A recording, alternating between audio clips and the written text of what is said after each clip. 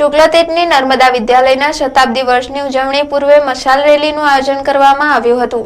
ભરૂચ જિલ્લાના શૈક્ષણિક જગતમાં નામના પ્રાપ્ત નર્મદા વિદ્યાલય 100 વર્ષ પૂર્ણ કરી 101મા વર્ષમાં પ્રવેશ કરી રહી હોય ઉજવણી અંતર્ગત વિવિધ કાર્યક્રમોનું આયોજન કરવામાં આવ્યું છે, જે અંતર્ગત શુક્લતીર્થ ખાતે મશાલ રેલીનું આયોજન કરવામાં આવ્યું હતું, જેમાં શાળા સંચાલક મંડળના સભ્યો સહિત વિદ્યાર્થીઓ અને ગ્રામજનો જોડાયા હતા।